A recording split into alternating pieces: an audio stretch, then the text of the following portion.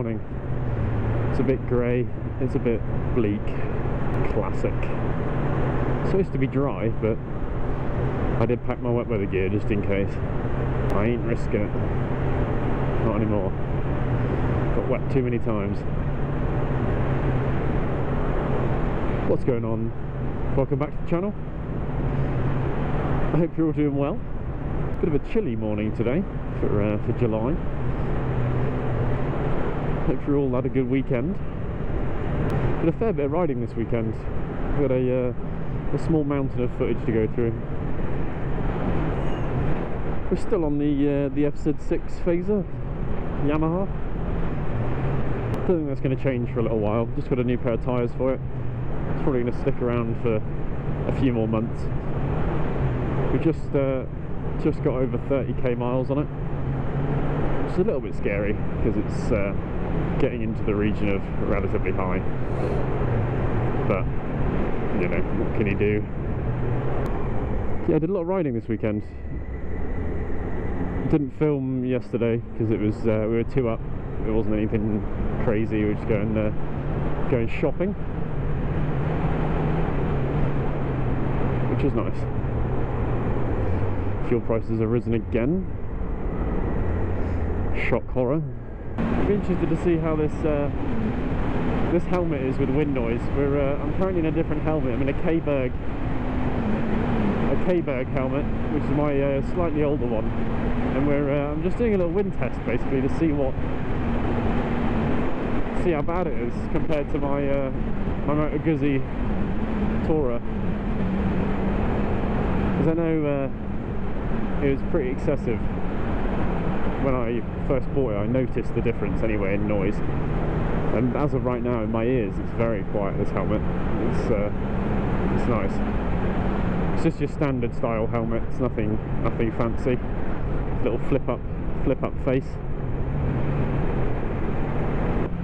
I do want to put myself in the market for a new helmet, but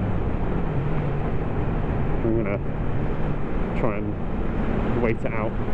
I've done far too much spending this month and I want to buy a house.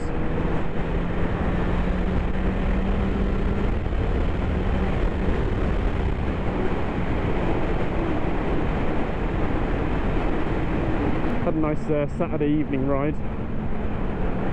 A bit longer than usual, a little bit of motorway stuff. I was riding with the R1200 GS. Sort of hour ride. Just cruising.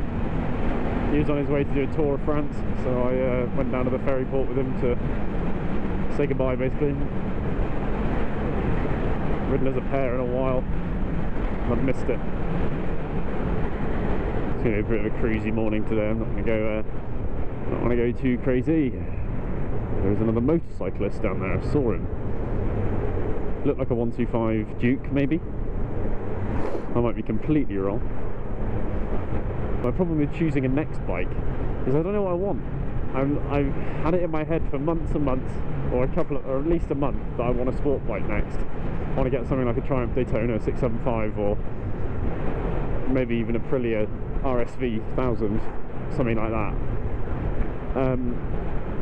But now I'm thinking an Africa Twin would make the most sense for the amount of miles I do and the amount of distance I ride. It'll be comfortable, equally quick really. Around here you can't really go that fast around these areas. And lack of, like, you know, just for a bit of wind protection and everything else, I think they'll be quite nice. Or even a GS. A GS would be good. I like a GS. But then it's a bit of a dad bike, isn't it? That's the thing. Like, will I ever buy a sports bike if I buy a Tourer now in my mid-20s? But then Tourers, sport bikes aren't for everyone, I guess. Maybe I should have both. Maybe I should just get an Africa Twin first, or something along those lines, like a GS or an adventure bike, and then get a sport bike when I can afford to have a sport bike, and then I can start doing some like little track days and whatever. Because I just want to do touring at the moment. I want to go places on bikes. I want to see stuff. I want to see how far away I can get from the UK basically within, you know, give myself a week or whatever, and just go try and get to Italy and back or something like that. And I want to do it in comfort, I guess, instead of in pain. Although, if you go to Italy, you can do it on the Autobahn, and it'd be nice on a sport bike on the Autobahn because you go fast as fuck. But then is it worth it for the entire ride being a bit more uncomfortable than sat upright on a nice comfy Tourer with cruise control and everything else? I don't know. That is the debate, isn't it? It's the great debate. I bought a pair of very cheap motorbike like shoes. They're almost like high top Converse or whatever sort of shape. They're a little bit taller than that. Not much.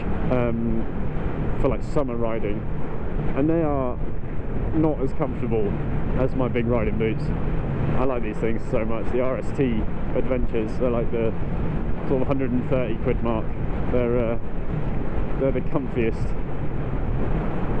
I mean, they're the only boots I've had, but they're super comfortable compared to these like £40 cheap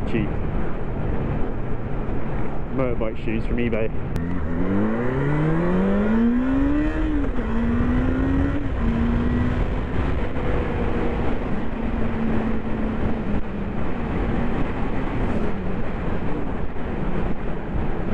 This bike does get light at the front when you pin it in first.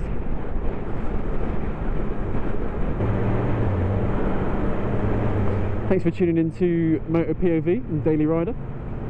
Hope you enjoy the rest of your week, whatever it holds. Hope it goes fast.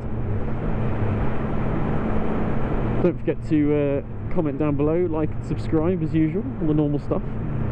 And I'll catch you on the next episode. Peace out.